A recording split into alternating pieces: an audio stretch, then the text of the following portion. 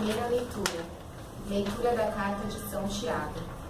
Caríssimos, e agora vós que dizeis, hoje ou amanhã iremos a tal cidade, passaremos ali um ano, negociando e ganhando dinheiro. No entanto, não sabeis nem mesmo o que será da vossa vida amanhã. Com efeito, não passais de uma neblina que se vê por um instante e logo desaparece.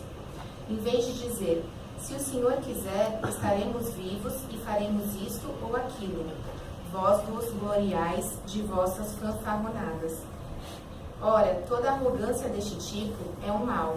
Assim, aquele que sabe fazer o bem e não o faz, incorre em pecado. Palavra do Senhor. Graças a Deus.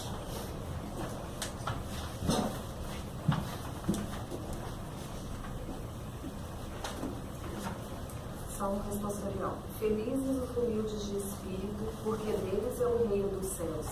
Felizes os humildes de espírito, porque deles é o reino dos céus. Ouvi isto, povos todos do universo. Muita atenção, ó habitantes deste mundo. Poderosos e humildes, escutai-me, ricos e pobres, todos juntos, sede atentos. Felizes os humildes de espírito, porque deles é o reino dos céus. Por que temer os dias maus, infelizes, quando a malícia dos perversos me circunda? Por que temer os que confiam nas riquezas e se gloriam da abundância de seus bens? Felizes os humildes de espírito, porque deles é o reino dos céus. Ninguém se livra de sua morte por dinheiro, nem a Deus pode pagar o seu resgate. A isenção da própria morte não tem preço. Não há riqueza que a possa adquirir, nem dar ao homem uma vida sem limites e garantir-lhes uma existência imortal. Felizes os humildes de espírito, porque deles é o reino dos céus. Morrem os sábios e os ricos igualmente. Morrem os loucos e também os insensatos. E deixam tudo o que possuem aos estranhos. Felizes os humildes de espírito, porque deles é o reino dos céus.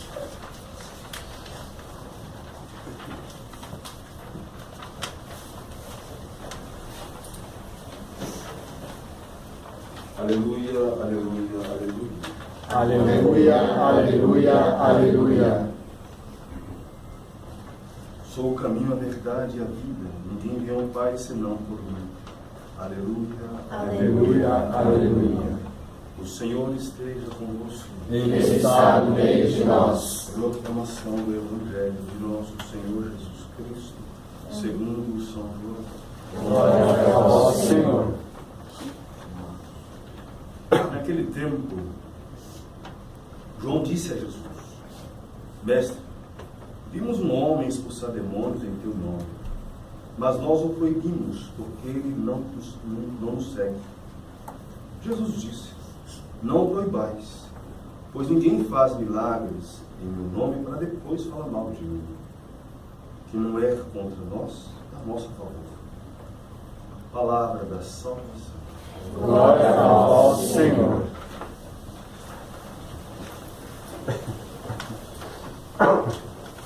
João, preocupado, vendo outra pessoa ministrar a graça, e ele não reconhecer esse. Não era um deles que caminhava. Mas Jesus mostra para ele que a nossa segurança está na graça de Deus que atua em nós. Só podemos fazer o bem se Deus age em nós. Então, quando o Senhor disse, não se preocupe, quem está contra mim, quem está comigo não fala mal de mim depois. Ou seja, a graça que aquele estava fazendo, falando em nome do Senhor, é porque o próprio Deus já estava agindo nele. O que se vê no discípulo? O discípulo ali estava querendo monopolizar a graça, dominar a graça. Ou seja, jamais conseguiremos dominar a graça de Deus. A graça de Deus age abundantemente aos corações livres e abertos. Não coloca questão de raça ou cor. O discípulo acha que não poderia ser daquele jeito. A nossa maneira de pensar é até mesmo um termo chamado antropomorfismo. Querer que Deus pense como nós. Somos nós que temos que rezar para tentar aproximar do pensamento de Deus. E assim, essa visão, São Tiago vai também desmistificar os mistérios da vida. O homem, nós temos a grande tendência de monopolizar a própria vida. Ou achamos que somos dono dela, ou achamos que temos o domínio da própria vida.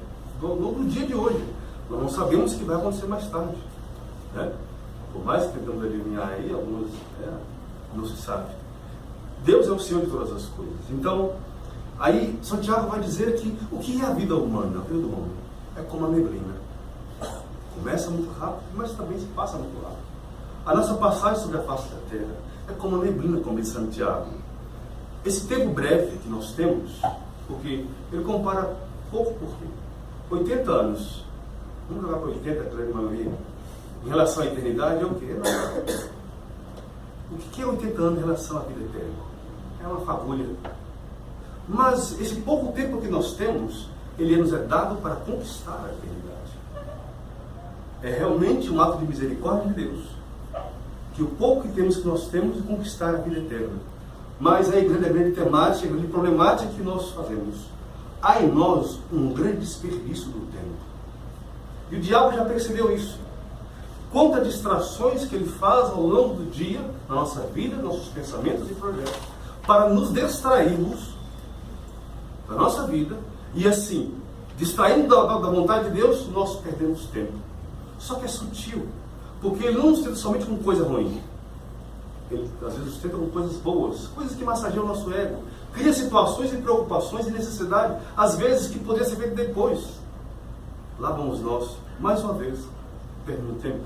Às vezes chegamos em casa ou no serviço, um copo com água que alguém nos pede, a indisposição de pegar, como o Ricardo me colocou agora um pouco, né, ele se ofereceu. Então, essas coisas generosas, esses atos livres nossos, diante de Deus, elas têm valor, elas têm peso. Então, amado, Santiago está nos convidando a não pensar que nós somos detentores da própria vida. A nossa vida tem o Senhor. Só que o senhorio de Jesus na nossa vida, é preciso que nós demos consentimento. É preciso que nós nos submetemos ao senhorio de Jesus. Quando assim fazemos, o próprio Deus, na sua bondade, na sua benevolência, exerce em nós o seu reinado. Para que o reino de Deus que nós pedimos do Pai Nosso, venha a nós o vosso reino, ele precisa acontecer no coração do homem. Que na visão joanina, João Batista, o reino aconteceria imediato. Para Jesus não. O reino vai acontecendo gradativamente. Por isso que ele ensinou a no Pai Nosso. Cada vez que eu rezo o Pai Nosso, eu estou permitindo que o reinado de Cristo ressuscitado vai inaugurando dentro de mim. E o que é o reino de Cristo? Bondade, verdade, justiça, pureza, gratidão, mansidão. E que muitas vezes nós procuramos isso em nós e não achamos. Às vezes desesperamos com o que vimos dentro de nós. São sinais. Quando nós deparamos com a nossa miséria, eu deparo com as minhas sempre, nós temos que aprender, não é se desesperar. O que vimos é algo em nós que ainda precisa ser trabalhado. Aí entra a importância da oração.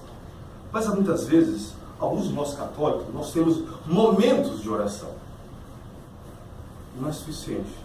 Nós precisamos ter uma vida de oração. Ou seja, rezando o rosário o tempo todo, padre? Não. Só o fato de eu ter um momento que eu rezo o rosário, leio a Bíblia, leio a palavra, a Santa Missa, mas durante o meu dia, o meu pensamento em Deus. Eu convivi com um padre italiano que, ao longo do dia, ele falava um pequeno ejaculatório. Bom Deus, tem piedade de mim. Do nada, ele parava de fazer isso. Bom Deus, perdoe seu pecador, seu filho pecador. Então, são atos simples em que o pensamento está voltado para Deus. Ou seja, eu reconheço que eu tenho um Senhor. Eu reconheço que eu tenho alguém que guie, que conduza a minha vida, a minha história. Eu reconheço que eu coloquei a minha vida sobre o senhorio de Jesus Cristo. Às vezes nós sentimos falta quando nós percebemos quando as coisas saem do nosso controle. Quando as coisas, nós perdemos o domínio da vida, aí nós recorremos àquele que é o Senhor da vida, aquele que diz, eu sou a vida.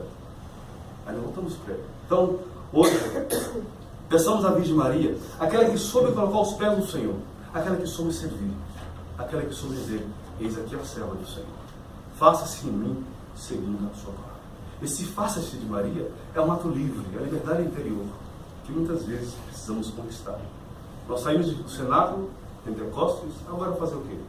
Somente ficarmos parados? Não. Vamos comunicar ao mundo aquilo que nós recebemos de Pentecostes. É os dons, é os carismas, é a força do Espírito Santo, é a sabedoria, é a ciência, é a fortaleza que vem do cenáculo que fez os apóstolos chegar onde chegaram. E nós não podemos ficar no cenáculo. É preciso sair do cenáculo e ir para as terras distantes, e que muitas vezes é o coração do meu próximo. Olha, o lugar mais difícil de ir em minha missão não é na África, não é na Índia, nem na Amazônia. É o coração do homem. É a terra mais difícil de ir. O nosso coração é uma terra difícil de se acessar. Porque para entrar, o outro tem que deixar. Mas para chegar também é preciso um pouco de docilidade. A forma que você fala, você consegue entrar no coração do outro. Se você chega impondo, ele se fecha. Aí esquece. Por isso, a vida de oração nos torna dóceis. E dessa docilidade é aquilo que fez Paulo e Pedro, João, ganhar tantas pessoas para Deus.